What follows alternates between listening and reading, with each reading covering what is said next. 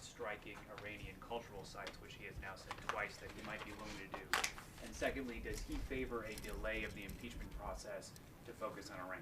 Well, it looks like, first, let me take the second one first. It looks like Nancy Pelosi prefers a delay in the impeachment process because she hasn't bothered to send over the articles of impeachment from the House. Which is it?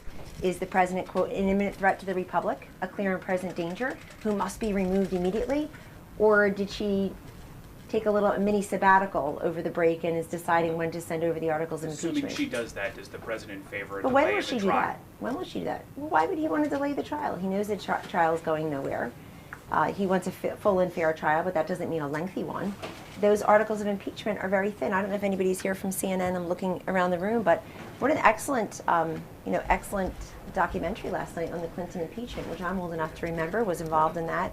I mean, you contrast the two. There's a president who had lied to the grand jury, was asking witnesses to lie, lied several times on oath, including that lying to his staff, lying to the American people, lying to the grand jury, and asking witnesses to lie, hiding gifts he had given Monica Lewinsky under Betty Curry's bed. I mean, this is weird.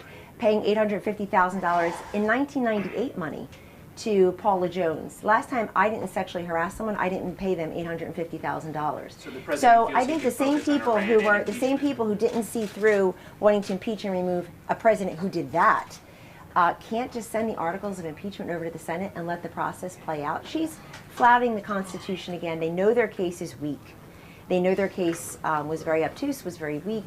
They're very specious, and she won't send those over. So, but delay a trial for what reason? I mean, let's get on with it already. And it doesn't affect the president. He's going to sign the China deal, phase one of the China deal. He got the NDAA reauthorized. He signed the budget. He got the military pay raise. Paid family leave started. You know, he's working. He's doing things, taking out big terrorists for good measure. He's doing things irrespective of what they're doing, and more importantly, what they're not doing on Capitol Hill. And on the cultural sites. So, Secretary Pompeo said yesterday that we will be within the law, and I think that Iran has many strategic military sites that you may say are also cultural sites. So I think the president's putting out the number 52 is significant for those numerologists in Iran who are listening to numbers. That's the number of hostages they took 40 years ago when talking about a weak president, President Jimmy Carter. I wish him the best now, but he was a very weak president when it came to that. They took our hostages and they released them as soon as President Reagan took office, of course.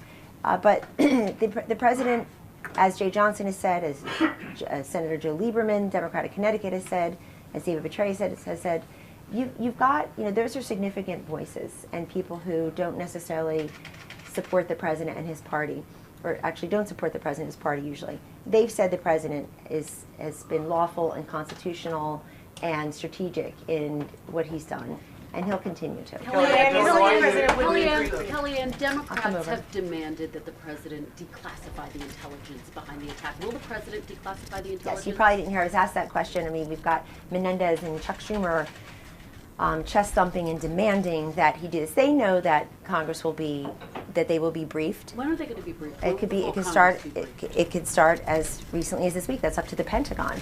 But they know that. They're just doing this for show, and they know that. The president has argued, and Secretary of State Pompeo was out arguing that this top general was launching imminent and posed an imminent threat to the United States. So why not declassify the intelligence and prove to Congress what that imminent threat was? Prove to a Congress? You think that they'll be satisfied? They sound like they're defending Soleimani and attacking this president, and that's on them. I'm a little tired of the hero worship of whoever the president has taken out, whoever. I mean, what happened when he took out al-Baghdadi? I don't like the way he had his press conference. Who the hell cares already? Is the guy dead or is he not? Is he a coward who blew himself up as we were advancing on him and killing his own children? Or was he not? And then people don't like the way Conan was treated, the dog was treated.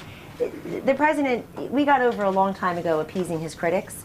He's the commander-in-chief, and he did what a responsible, strong, not weak, commander-in-chief does when faced with the opportunity to take out one of the, if not the world's most wanted Under terrorists. the War Powers Act, does he believe that he needs to go to Congress? He's indicated that he doesn't, for any further broader military action against him. Look, did President Obama go when he took out Osama bin Laden? No. But if he's gonna commit more and I'm troops, fine if with he's that, by gonna the way, commit and more I think that's troops, does fine. he I not think need to that go to when, Congress? I think a commander-in-chief has very broad powers to act when he feels that America and American interests and Americans themselves are being threatened.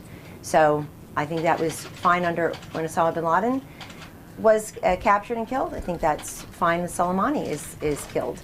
So, but all this, all this chest thumping by people in Congress who full well know that the Pentagon will start briefing members of Congress. And you want to just all release, I don't know, you took 2.5 years. You're waiting to find evidence that just wasn't there on collusion of a campaign that I ran. I'm waiting for you all to apologize, by the way. I haven't heard that yet. You're waiting. Somehow you knew the evidence would be there. You knew the evidence would be there. But somehow there's not going to be evidence of an imminent attack from a bloodthirsty, murderous thug, evil criminal who had already taken the lives of hundreds of Americans and maimed and injured thousands more. You need to see the evidence of that, but somehow you knew the evidence of collusion was there. Guys, don't ruin your own reputation. Will the president have a chance to meet with any members of Congress this week now that they're back to talk about what happened with the Iraq strike, or does he plan to meet with any either Republican leadership or Democratic leadership? It's possible, but he's been talking to many of them over the course, obviously. You know about some of it, probably don't know about some others. But that's what he does. I mean, his door's open, his phone works. But again, a lot of people just like to head straight to the cameras. Could you imagine telling the chairman of the Intel Committee, one Adam Schiff, that this was going to happen? Could you imagine? The man goes to bed with his earpiece and microphone on. So what would have happened? I mean, why in the world would you do that? We know it's important to him. Growing mushrooms in the dark with his depositions in the bowels of the Congress and putting forward this ridiculous, lying about evidence of collusion in plain sight, lying on MSNBC and NBC about his staff not coordinating with the whistleblower, lying, but you guys just look right past it. That's on you, not us. You don't envision any White House meeting this week with any... I didn't say that. Obviously, Congress is here and he's here, and that's completely possible. But I would remind you that when we tried to have Nancy Pelosi here to talk about the border in the Situation Room, she left in a fit. When we tried to have her work on infrastructure, she left in a fit.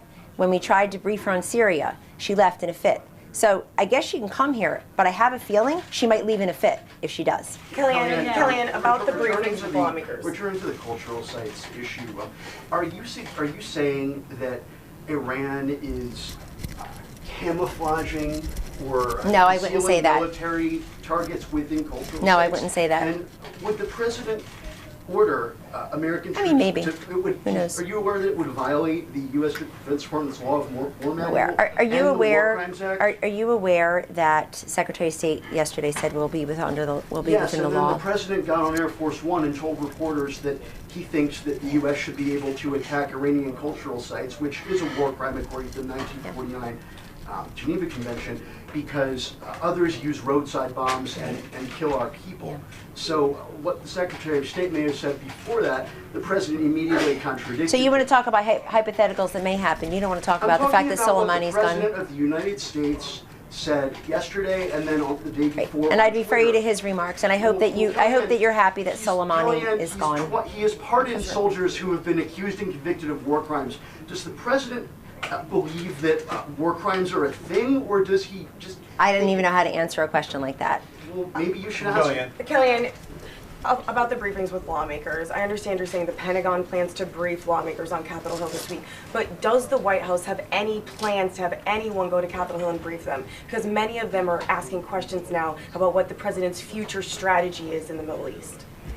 You mean in Iran? Well, in Iran, in Iraq, overall, they're asking questions about that and want to know what the strategy is. Sure. So I know that they'll be briefed in due course and probably expeditiously, and they know that too. And they absolutely know that, especially those who have been there for decades, like Schumer and Menendez, far too long, frankly. They know that. So why they have to come out to the press or send some kind of letter here, they full well know the way the process works. Do they have interest in really knowing what the intelligence was and what the facts are? It doesn't seem that way, because Senator Schumer went on TV yesterday and insulted the president, insulted the commander-in-chief, while we're deploying brave men and women over to the Middle East.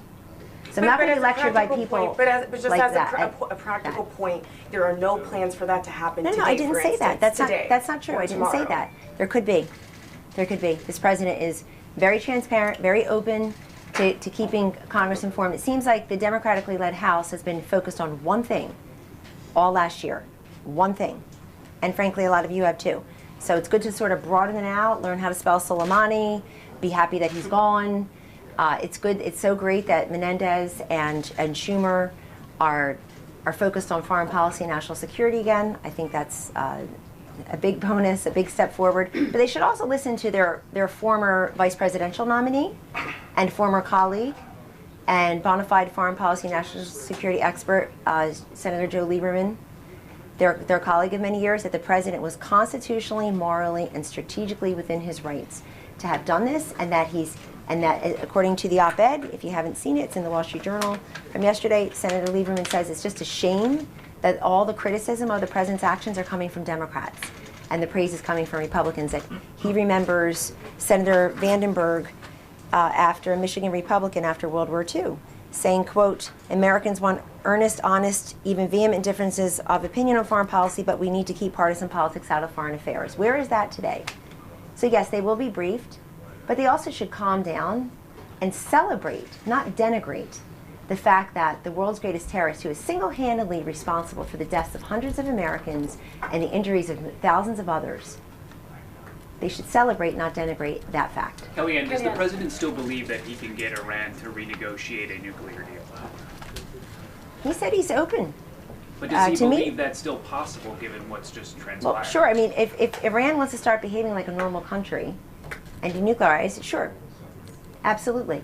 But the way not to do it is to send over billions of dollars of pellets and cash. That's the way not to do it, so that you're funding the Quds Force that then turns around and murders Americans. This is easy. Draw straight lines. And I don't think that they use that money for economic development or rights for women. Do you? I don't think that's what they were using the money for. It seems that it went to the Quds Force. And we see what happens when the Quds Force has more money and becomes more brazen and more bold and kills Americans. And by the way, not just Americans, indiscriminately kills. Yes. Kellyanne, how do you square the fact that the President and Secretary of State do seem to be saying two different things around They're not. cultural? Well, they do seem to be. The President seems to say we are targeting cultural sites, which would be illegal. He didn't say he's targeting while- cultural sites. Did he not say that? He said that he was openly asking the question, why in the world they're allowed to maim people, put off roadside bombs, kill our people, torture our people. I thought he said he was targeting 52 sites, some of which were cultural sites within Iran, which would be He illegal. said that they identified 52 sites.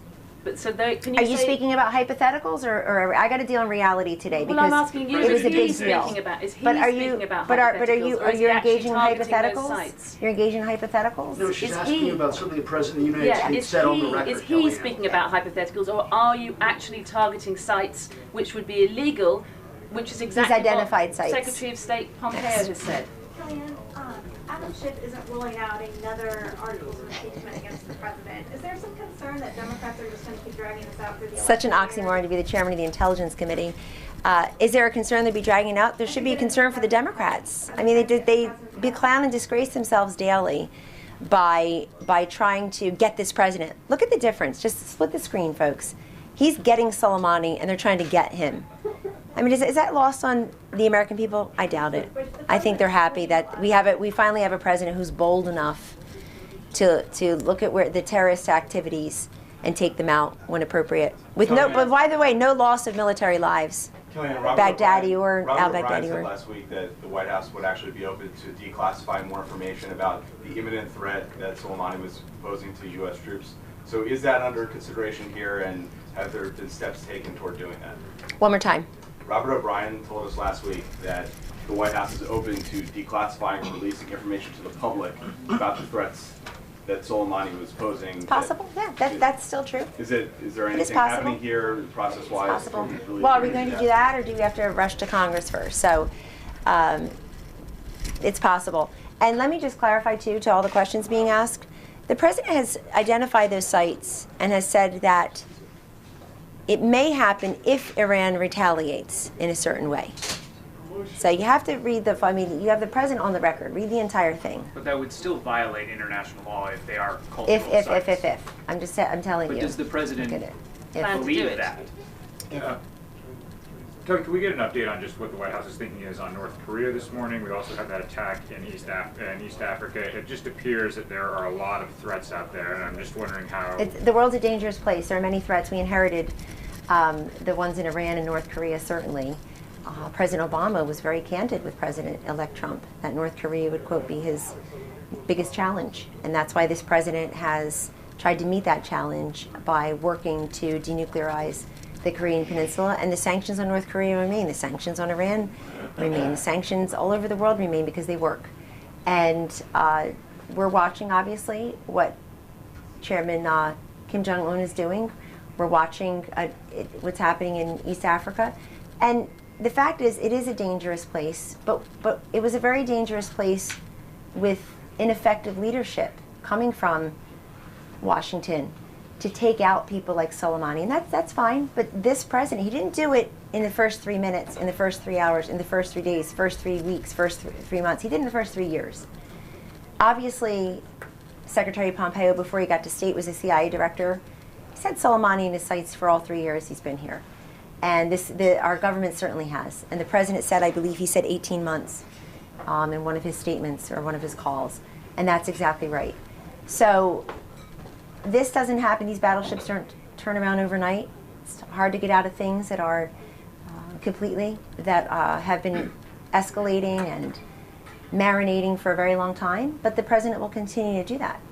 But obviously his first and most solemn duty is to protect Americans, American lives, American interests, and America herself. Is it 9 o'clock? I have to go. One last thing.